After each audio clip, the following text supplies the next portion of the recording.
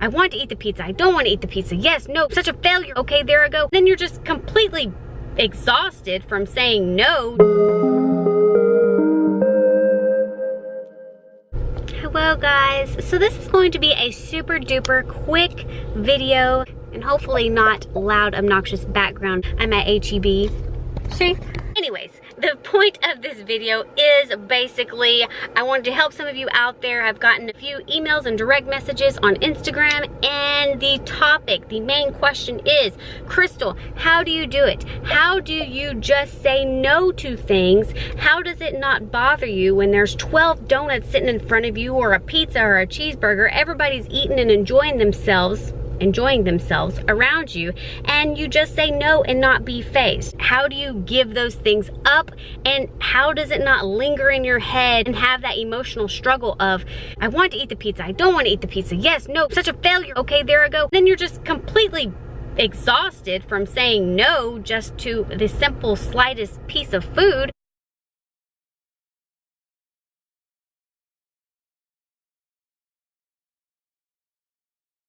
So why do some people have willpower and some people don't? You know, to me, it's not a struggle anymore. It's ultimately what I want. I eat the foods that I want. I would much rather be drawn towards whole natural plant foods, and the other crap is literally in my head crap and or poison. And I know that seems extreme to some people that are used to the poison, and they're like, oh, come on, it's not that bad. It is that bad. When you look at the back of a package, like for instance, these ingredients right here,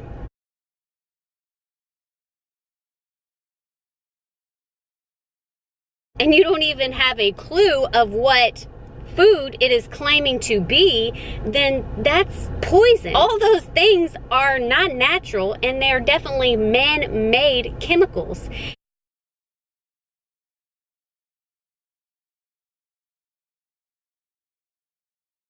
And you wouldn't have even guessed it by looking at the back of the ingredients. So, for one, it's easy to me because that stuff is junk. I hope y'all can hear me because I have my air on in the background. It is super hot. Another tip, just like any other muscle in your body that requires training in order to see results, you have to also train that muscle / willpower. You want biceps? You got to exercise that muscle. You want willpower? You have to exercise that muscle. In reality, your taste buds are addicted, your stomach's addicted, your body is addicted to the junk. So it's really not completely your fault that you don't have willpower. So cut yourself some slack, because all these foods that you are used to, your body has adapted to them so much that it knows when it doesn't have it. That's why you can go maybe a day or two and eat clean or a little better, and then you've used your willpower up so much that you're like, holy crap, where is my food / chemicals and junk that I'm used to? I need it. And then you go on a binge fest, and then the cycle just continues itself furthermore. You have to learn to accept the fact that it is junk, and that's a tip in itself. You have to knowledge yourself with the things that you're putting into your body. Look into these chemicals, look into how harmful they are to your body, what they do to your metabolism, your health, and your morality of life and the way you perform in life.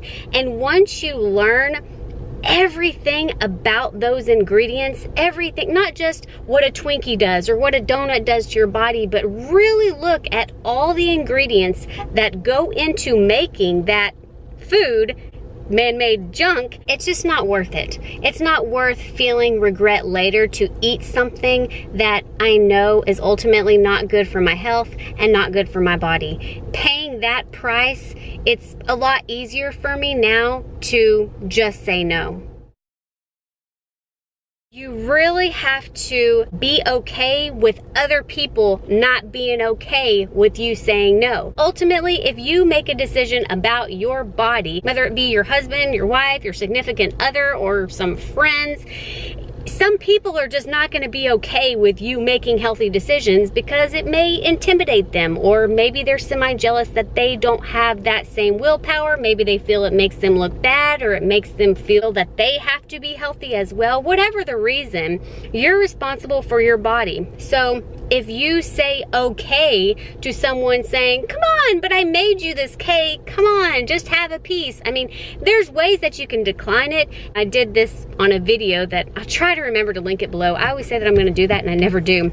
But you have to learn how to say no, and no thank you is sufficient enough. It's scientifically proven that you saying I can't tells yourself that there's some other force that is responsible for the decision that you just had to make. But you saying no thank you, it helps your brain be at ease with the fact that you're in control with that decision. Another thing is you just saying no thank you, or I'm sorry but thanks, it stops it at the source. It gives the other party no option or wiggle room of negotiation. You saying I can't, or I wish I could, that just gives them more power to try to wiggle you in, lure you in. So just because your significant other is not going to partake in this let's get healthy journey, that should have no reflection on you making your decisions. You do you. If there's Twinkies, donuts, cookies, candies, and cakes in the house, and it is hard for you to be around that stuff because your willpower is weak, option 1, get these items out of your house and stop purchasing them. Or option 2, that's even more of a chance for you to exercise that willpower. Literally, sit in front of it, focus on it, learn about all the ingredients that are in that whatever Twinkie, donut, cookie, candy, pizza, or whatnot, and try to form a relationship with less impulsiveness. You know, some people have just that impulse reaction. They see a Twinkie, they gotta have it, or they see a donut, or they see a pizza, and they just don't even have any thought going on in their head other than, that's good, I want it. So really try to focus on strengthening and exercising that willpower muscle, learning to say no, and learning to be mindful of reasons why you want to say no, reasons why you want to get healthy. Being mindful might also mean that you have to face your feelings instead of just reaching for the pizza or the donut or the cookie or the ice creams whenever you get anxious or feel stressed or sad. You might have to actually face those feelings, and it's gonna be hard, but it's gonna be worth it. Another thing is your goal. You have to be focused on a goal, and not just being healthy, have a healthy body, but actually being able to live healthy, actually being able to walk and not get winded, being able to bend over and tie your shoes without your belly being in the way, or being able just to feel good about your body, not being so drained, not being so tired and lethargic. So get those goals, make them clear and conscious all the time. So whenever you are around foods such as those junk foods, those what I call poison, then you can be okay with being around them and it not fazing you. That's a big deal. When you get cravings, eat those cravings. Just eat the right ones. There is tons of ways that you can make foods taste like your favorite comfort foods. Vegan options, gluten-free options, dairy-free options, healthy, whole plant-based foods that you can create your own recipes that will help you along the process. This is what I do. Whenever I get a craving, I make it at my house. No way, shape, or form is that pizza behind the counter with oil and dairy and meat products on it and probably sitting out for however long with flies stewing all over it. Does that sound appeasing or good to me? I remember, hey, I can make a pizza at my house, and I can choose healthy options that will satisfy that craving, and I will feel nourished, and it will also benefit my body in the process of me eating it. Because I know convenience is a big deal, but is convenience more important than your health? Shaving about 10-15 minutes or just not going through the hassle of making it, is that more important than you making the right decision, feeling good about that decision, and then a few months later, feeling good about that decision from the inside, where it will actually show and you will actually feel it. Focus on value and not perfection. Focus on the quality of your decisions, the quality of the food, the quality of you saying no, the quality of you getting closer to your goal. Be positive about your possibilities. You've got to stay positive that you will get there at some point. Don't for 1 second tell yourself, I'm fat anyways, what is this gonna hurt? Just like baby steps in the right direction get you closer to that direction, baby steps in the opposite direction takes you further away to your results that you want. If you are tired and you constantly use your willpower throughout the day, it slowly starts to get weaker. Just like if you get on the treadmill and you run for 5 hours, you get weaker. If you haven't seen my video on why sleep is important, check that out. That is one of the main key factors that will help you succeeding in your willpower and your healthy living choices. Man, I've used that willpower up so much today. I could just use some binge eating to make me feel better.